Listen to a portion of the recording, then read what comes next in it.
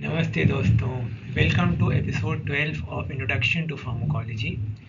In this episode, I'll be talking about the advantages and disadvantages of the intravenous route of drug administration. इसमें एक चीज़ पहले आप लोग अच्छे से समझ लीजिए. वीनस इंट्रा मतलब अंदर, वीनस मतलब वेन के. तो जब वेन के अंदर, जैसे यहाँ पे वेन के अंदर हम कोई चीज़ इंजेक्ट करते हैं उसे कहते हैं इंट्रावीनस. ठीक है. अब ड्रग को इंजेक्ट किया जाता है एज अ बोलस. बोलस का मतलब बहुत ज़्यादा ह्यूज ड्रग मास. ठीक है. या फिर slowly infused over hours in one of the superficial veins. Advantages, obviously drug reaches directly into the bloodstream and effects are produced immediately. Emergency में इसकी बहुत अच्छी वैल्यू है.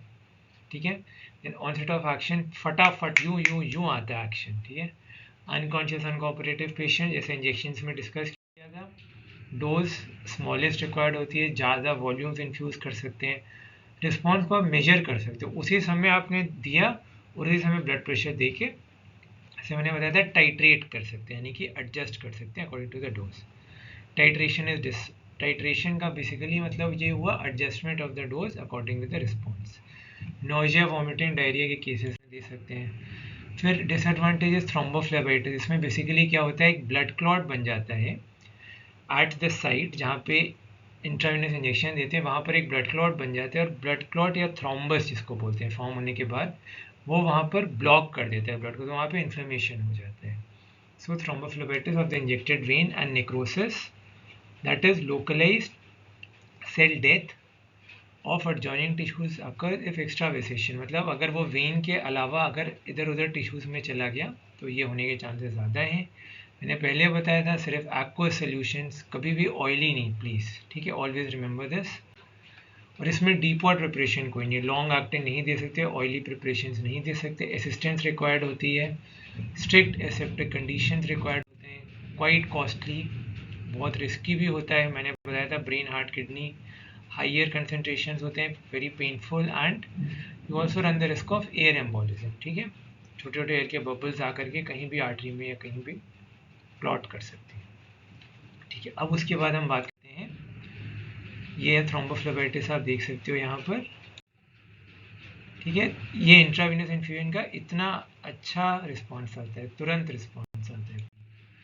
अब बात करेंगे सबक्यूटेनियस रूट की. इसमें drug is deposited in the loose subcutaneous tissue which is richly supplied by nerves. तो इसीलिए इरिटेंट ड्रग्स नहीं दे सकते, बट वैस्कुलरिटी कम है तो absorption is slower then intramuscular. ठीक है. स्मॉल वॉल्यूम्स दे सकते हैं सिर्फ, और सेल्फ इंजेक्शन. सबसे कॉमन एग्जांपल इंसुलिन, डायबिटीज़ के पेशेंट्स को इंसुलिन का इंजेक्शन देते हैं.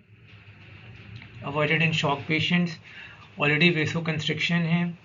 वेसो कंस्ट्रिक्शन का मतलब जो ल्यूमेन है वो नैरो हो गया. अगर ये ल्यूमेन है, if this we suppose this to be the lumen. ठीक है. तो ये अगर ल्यूमेन है तो ये ल्यूमेन अगर नैरो होकर के इतना हो गया, मतलब पहले ल्यूमेन इतना बड़ा था, पहले ल्यूमेन इतना था, इतना बड़ा ल्यूमेन था. ठीक. अब वो ल्यूमेन इतना हो गया, इतना नैरो हो गया. तो वो नैरो इतना ज़्यादा हो गया है तो इसको हम कहते हैं वेसो कंस्ट्रक्शन, जिसमें कि ब्लड वेसल का ल्यूमेन नैरो हो जाए. जैसे कि ब्लड वेसल एक पाइप की तरह आप समझो, ये सारी ब्लड वेसल्स हैं, multiple pipes, just for the sake of easy understanding. ठीक है. तो अब वो जो ल्यूमेन है वो इतना छोटा हो गया. फिर default preparations that are aqueous suspensions, they can be injected for prolonged action. Advantages, smooth होता है but slower absorption for a longer period. ठीक है. compared to intravenous और intramuscular route. ठीक है. इसमें absorption slow होता है but आप थोड़ा श्योर होते हो. ठीक है. slower absorption होता है. ठीक. then depot injections या implants भी बन सकते हैं. Disadvantage, suitable only for small volumes, maximum 1 ml तक. इरिटेंट ड्रग्स नहीं दे सकते क्योंकि नर्व सप्लाई बहुत रिच है, ब्लड सप्लाई कम है. ठीक है. इतना नहीं. Not suitable in state of shock क्योंकि already decrease in peripheral circulation due to vasoconstriction. अब बात करते हैं कुछ special forms of subcutaneous route. एक डर्मोजेट होता है जिसमें एक बहुत हाई वेलोसिटी का जेट ड्रग सोल्यूशन का निकलता है from a microfine orifice. Solution passes through the superficial layers and gets deposited in the subcutaneous tissue. Then ये पेनलेस होता है, suited for mass inoculation. बहुत सारे लोगों में करना होता है. Examples, liquid anesthetics and corticosteroids. Then pellet implantation, drug pellet के फॉर्म में इंट्रोड्यूस करते हैं with the help of trocar and cannula. Sustained release of drug आता है महीनों हफ्तों तक। इसमें examples desoxycorticosterone acetate and testosterone. Last है इसमें silastic non biodegradable and biodegradable implants. इसमें ड्रग को पैक कर देते हैं ट्यूब्स या कैप्सूल्स में made of suitable materials and implanted under the skin. Skin के अंडर यहाँ पर इम्प्लांट कर देते हैं। स्लो एंड यूनिफॉर्म लीचिंग, ठीक है, ड्रग यहाँ से धीरे धीरे आएगा, ओवर मंथ्स, महीनों में आता है। कांस्टेंट ब्लड लेवल्स आ जाते हैं। नॉन बायोडिग्रेडेबल को तो निकालना पड़ेगा बट बायोडिग्रेडेबल को नहीं। एग्जांपल्स हार्मोन्स एंड कॉन्ट्रासेप्टिव्स, एक वेरी कॉमन है नॉर प्लांट। नॉर प्लांट के बारे में और डिटेल में बात करेंगे जब मैं कॉन्ट्रासेप्टिव्स की बात करूँगा।